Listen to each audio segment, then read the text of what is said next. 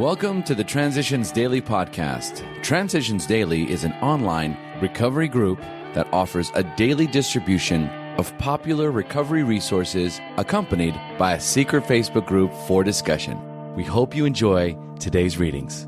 This is Transitions Daily for November 6th, read by Charlie L. from St. Paul, Minnesota. AA thoughts for the day. Criticism. Now and then all of us fall under heavy criticism. When we are angered and hurt, it's difficult not to retaliate in kind. Yet we can restrain ourselves and then probe ourselves, asking whether our critics were really right. If so, we could admit our defects to them. This usually clears the air for mutual understanding.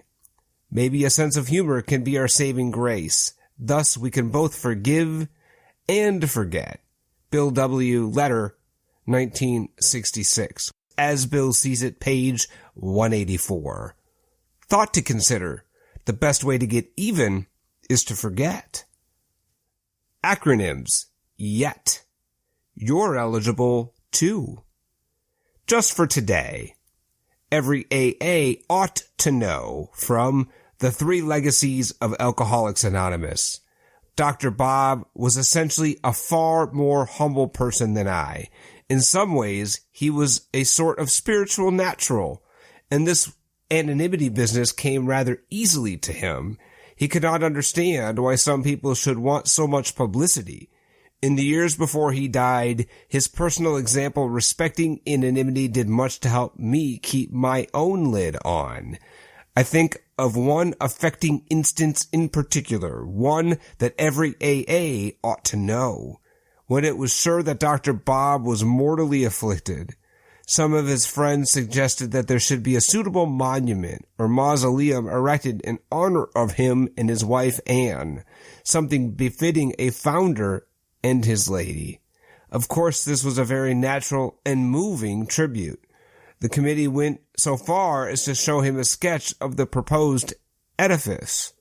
Telling me about this, Dr. Bob grinned broadly and said, "God bless them. They mean well. But for heaven's sake, Bill, let's you and I get buried just like other folks."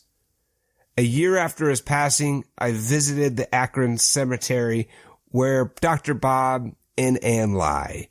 The simple stone says not a word about Alcoholics Anonymous. Some people may think that this wonderful couple carried personal anonymity too far when they so firmly refused to use the words Alcoholics Anonymous, even on their own burial stone.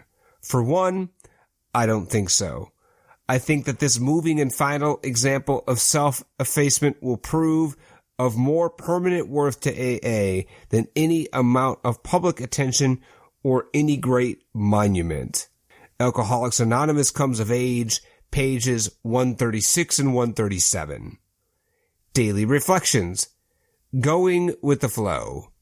Sought through prayer and meditation to improve our conscious contact with God as we understood Him. 12 Steps and 12 Traditions, page 96.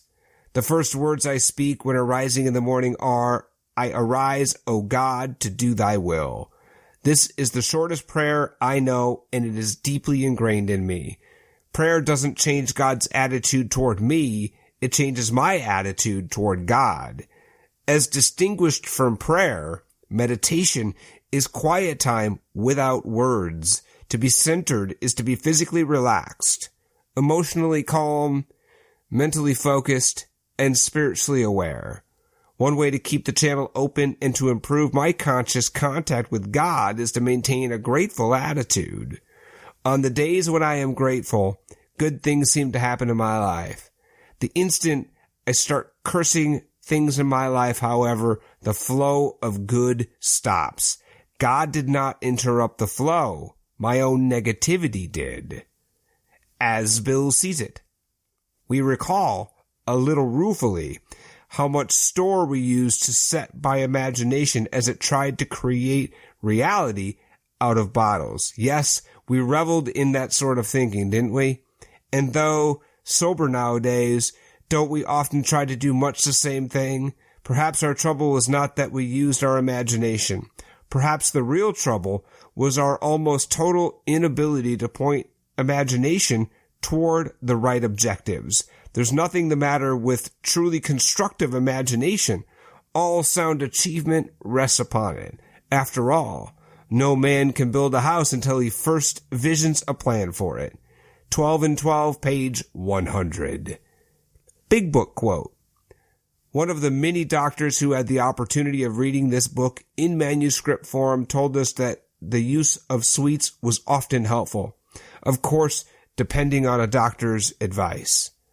He thought all alcoholics should constantly have chocolate available for its quick energy value at times of fatigue. He added that occasionally in the night a vague craving arose which could be satisfied by candy. Many of us have noticed a tendency to eat sweets, and I have found this practice beneficial.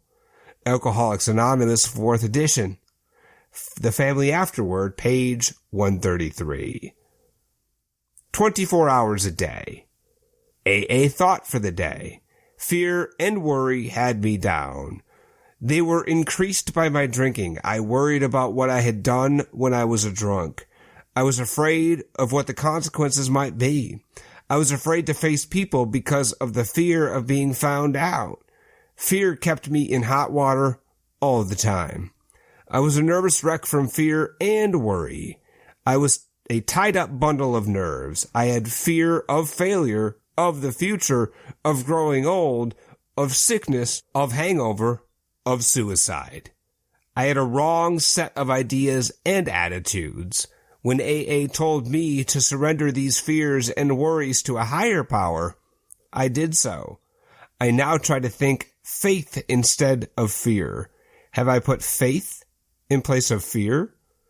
Meditation for the day. Spiritual power is God in action. God can only act through human beings. Whenever you, however weak you may be, allow God to act through you, then all you think and say and do is spiritually powerful. It is not you alone who produces a change in the lives of others. It is also the divine spirit in you and working through you. Power is God in action. God can use you as a tool to accomplish miracles in people's lives. Prayer for the day. I pray that I may try to let God's power act through me today. I pray that I may get rid of those blocks which keep His power from me. Hazelden Foundation, P.O. Box 176, Center City, Minnesota, 55012. I'm Charlie L., and I'm an alcoholic. We hope you enjoyed today's readings. You can also receive Transitions Daily via email and discuss today's readings in our secret Facebook group. So for more information, go to dailyaaemails.com today.